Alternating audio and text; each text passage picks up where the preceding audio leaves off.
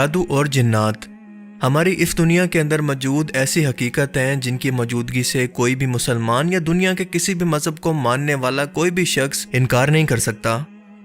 قرآن کریم میں جادو اور جنات کا ذکر کئی جگہ پر واضح طور پر موجود ہے، خاص طور پر حضرت سلیمان علیہ السلام کے ذکر کے وقت جنہیں جنات کو قابو کرنے کا معجزہ عطا کیا گیا تھا۔ السلام علیکم ایوریون، میرا نام ہے محمد اکرام اور آپ دیکھ رہے ہیں اکرام ری ایکس 1۔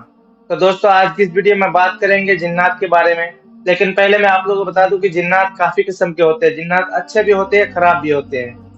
اور جنات اچھے بھی ہوتے ہیں، خراب بھی ہوتے ہیں۔ اور آج کی اس ویڈیو میں بات کریں گے شیاطین جنات کے بارے میں، کہ شیاطین جنات کی غذا کیا ہے، شیاطین جنات رہتے کہاں پہ ہے،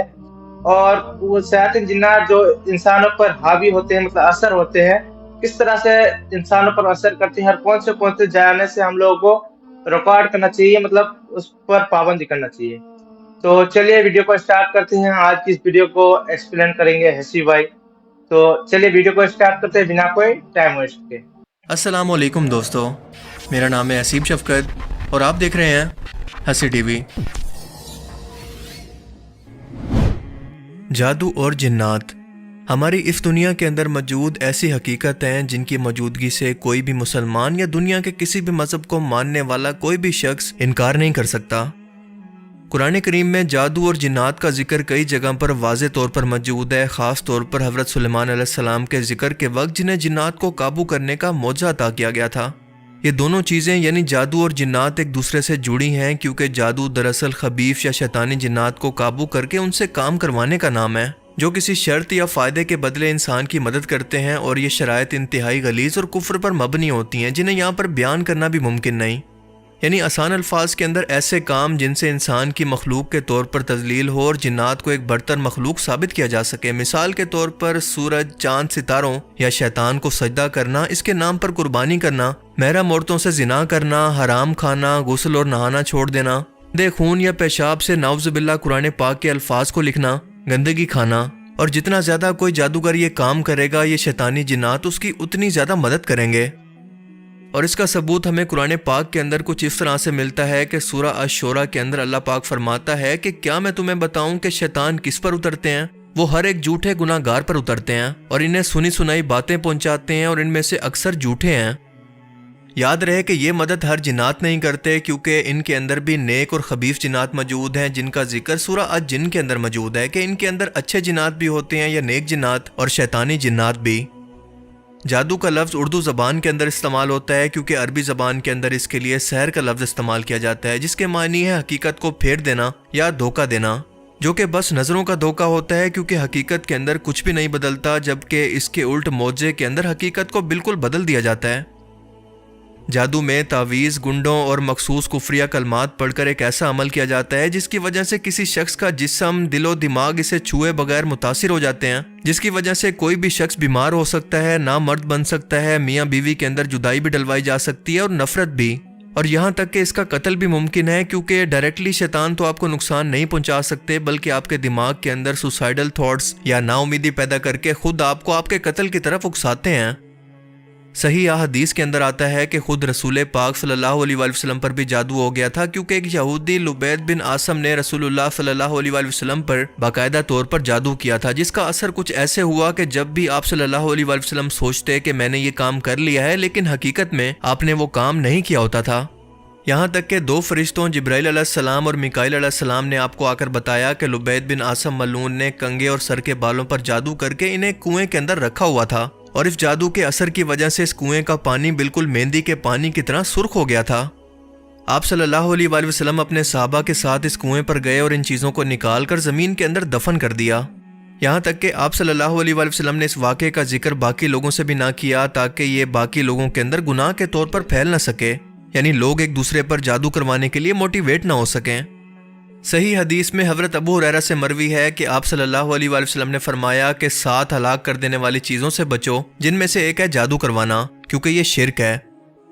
جنات کی کئی اقسام ہیں، جن میں کئی طاقتور، کئی کمزور، کئی اڑنے والے تو کئی زمین پر، جبکہ کئی ویرانوں کے اندر جگہوں پر رہنے والے ہیں، اور کچھ ایسے ہیں کہ جنہیں اللہ نے شکلیں بدلنے تک کی صلاحیت دی ہوئی ہے۔ وہ سانپ، بچھو، گدھے، گھوڑے، کتے اور پرندوں تک کی شکل کے اندر آ کر عام انسانوں کو نظر آ سکتے ہیں۔ یہ تبدیلی کیسی ہوتی ہے، اس کا قرآن و حدیث کے اندر کوئی ذکر موجود نہیں ہے، سوائے اس بات کے کہ نبی پاک صلی اللہ علیہ وسلم نے فرمایا کہ شیطانی جنات ہر ایک شخص کی شکل کے اندر خواب میں آ سکتے ہیں سوائے میرے چہرہ مبارک کے۔ غلیظ شیطانی جنات ہر اس جگہ پر پائے جاتے ہیں جہاں پر کوئی گناہ اور شرک ہو رہا ہو، یہاں تک کہ آپ کے گھر کے ٹوائلٹ کے اندر بھی جہاں پر گندگی موجود ہو تو وہاں پر یہ سب سے زیادہ پائے جاتے ہیں۔ اسی لیے وہاں بیٹھ کر نا امیدی کے اندر رونے سے بھی منع کیا گیا ہے، کیونکہ اس دوران یہ شیطانی جنات آپ کے جسم کے اندر داخل ہو جاتے ہیں، یا پھر آپ یہ کہہ سکتے ہیں کہ اس حالت کے اندر آپ کے جسم کی کیفیت یا فریکوینسی ان کے لیے سب سے آئیڈیل یا بہترین ہوتی ہے،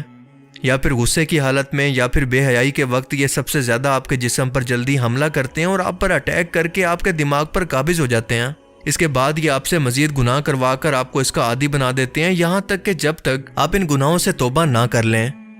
یہ وہ جادو ہے جو کہ آپ انجانے کے اندر خود اپنے اوپر کرواتے ہیں لیکن آپ کو اس کی خبر تک نہیں ہوتی، یعنی کہ یہ وہ جادو ہے جو کہ خود بخود ہو جاتا ہے، کوئی آپ پر نہیں کرواتا بلکہ آپ خود کرتے ہیں۔ اس جادو کو آسیب کا نام دیا جاتا ہے۔ یہ وہ جادو ہوتا ہے جب آپ خود جنات کو خود پر حملہ کرنے کے لیے دعوت دیتے ہیں، جب آپ شدید نحوست کا شکار ہوں، مسلسل گناہوں کے اندر پڑے ہوں، نماز، روزے، زکوٰۃ، صدقہ اور اللہ کی عبادت سے غافل ہوں، اور رسول اللہ کے فرمان کے مطابق نمازیں اور نفل نہ پڑھ کر گھر کو قبرستان بنا دیتے ہیں جہاں پر زندہ لوگ نہیں رہتے بلکہ مردے رہتے ہیں۔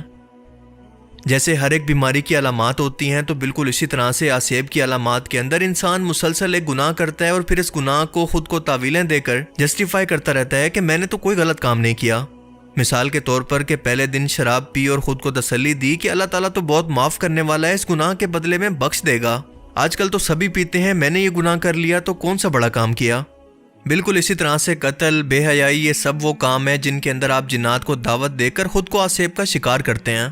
اس ٹائم میں ایک جن مسلسل آپ کے دماغ پر مسلط ہو جاتا ہے جو کہ آپ کے ساتھ مسلسل لگا رہتا ہے اور یہ آپ کے دماغ کو مسلسل چھیڑ چھاڑ کرتا رہتا ہے، الٹے سیدھے مشورے دے کر آپ کو مزید گناہوں پر اکساتا رہتا ہے، اور قرآن کریم کے اندر ان کے لیے قرین کا لفظ استعمال کیا گیا ہے۔ جب بھی آپ کے دماغ کے اندر کوئی نیگیٹیوٹی ابھرنے لگے تو سمجھ جائیں کہ یہ قرین آپ کے دماغ کے ساتھ چھیڑ چھاڑ کر رہا ہے یا پھر آپ کے آس پاس موجود ہے، اور اگر کوئی اچھی سوچیں آپ کے دماغ میں مسلسل آ رہی ہیں تو اس کا مطلب ہے کہ کوئی مالک یعنی کوئی فرشتہ آپ کے آس پاس موجود ہے، اور آپ جانتے ہیں کہ فرشتے کبھی بھی کسی ناپاک جگہ پر نہیں اترتے۔ اگر کوئی قرین آپ پر مسلط ہے تو اس وقت آپ اپنے سر کے اندر درد محسوس کریں گے، الرجی یا خوف محسوس کریں گے، آپ کی یادداشت کافی کمزور ہونے لگے گی، ہر وقت آپ کو برے خیالات اور خواب آنے لگیں گے۔ یہ سب سے پہلے آپ کو نا امیدی اور مایوسی کے اندر ڈالے گا، اور یہ نا امیدی اور مایوسی آپ کے دل کا کچھ یہ حال کرے گی۔ سب سے زیادہ مایوسی نجومی یا پامسٹ آپ کے دلوں کے اندر ڈالتے ہیں۔ اگر وہ آپ کا ہاتھ دیکھ کر شیطانوں کی مدد سے کچھ پیشن گوئی کرتے ہیں تو اسی غم یا تکلیف کا سن کر ہی آپ کی باقی زندگی مایوسی اور نا امیدی میں گزر کر آپ اس دنیا کو چھوڑ کر چلے جاتے ہیں۔ ان پیشن گوئیوں کو سن کر آپ اپنی باقی زندگی کو جی نہیں پائیں گے۔ اسی لیے اللہ کے رسول صلی اللہ علیہ وسلم نے ہاتھ دکھانے والے یعنی نجومیوں، کاہنوں، جادوگروں کے پاس جانے سے یوں منع فرمایا کہ جو بھی شخص ان کے پاس گیا اس نے اس چیز کا انکار کیا جو کہ محمد صلی اللہ علیہ وسلم پر نازل ہوئی۔ اب اس آسیب سے نکلنے کا طریقہ انتہائی آسان ہے۔ توبہ کرنا، اللہ کا ذکر کرنا، قرآن پاک کی تلاوت کرنا، صدقہ کرنا، نمازوں کی پابندی اور اللہ تعالیٰ پہ یقین۔ جیسا کہ اللہ تعالیٰ قرآن پاک کی سورہ النحل کے اندر فرماتا ہے کہ جب قرآن پڑھنے لگو تو شیطان مردود سے اللہ کی پناہ طلب کیا کرو۔ اس آسیب کا علاج کسی عامل، نجومی یا جادوگر کے پاس بالکل نہیں ہے، بلکہ صرف اور صرف آپ کے پاس ہے۔ بس آپ کو ذکر اور عبادات کی پابندی کرنی ہے، تب کہیں جا کر مشکل سے یہ جنات آپ کا پیچھا چھوڑیں گے، کیونکہ اس کے اندر بہت ٹائم لگ سکتا ہے۔ لیکن اس کے بعد کوئی بھی آسیب، کوئی بھی جادو، کوئی بھی نظر بد آپ پر کبھی بھی اثر نہیں کر سکتی، اور یہ اللہ کا وعدہ ہے جو کہ سب سے طاقتور اور قادر ہے۔ اس سلسلے میں سب سے بہترین دعا سورہ المومنون کے اندر موجود ہے، جس کا ترجمہ ہے کہ اے اللہ، میں شیطان کے وسوسوں سے تیری پناہ چاہتا ہوں، اور اس بات سے بھی کہ وہ میرے پاس آ کر مجھے تنگ کرنے کے لیے حاضر ہوں۔ اگر آپ یا آپ کا کوئی رشتہ دار آسیب کا شکار ہے تو اس کے ساتھ بھی اس ویڈیو کو ضرور شیئر کریں، ہو سکتا ہے کہ اس کی بھی ہیلپ ہو جائے۔ اللہ تعالی ہمیں سمجھنے کی اور نیک عمل کرنے کی توفیق عطا فرمائے، آمین۔ اگر آپ کو اس ویڈیو سے کچھ نیا جاننے کو ملا تو اسے ضرور لائک کیجئے، اور اب میں ملوں گا آپ سے ایک ایسی ہی نئی انٹرسٹنگ ویڈیو میں۔ تب تک کے لیے اپنا بہت سا خیال رکھیے گا۔ Thanks for watching this video. اللہ حافظ۔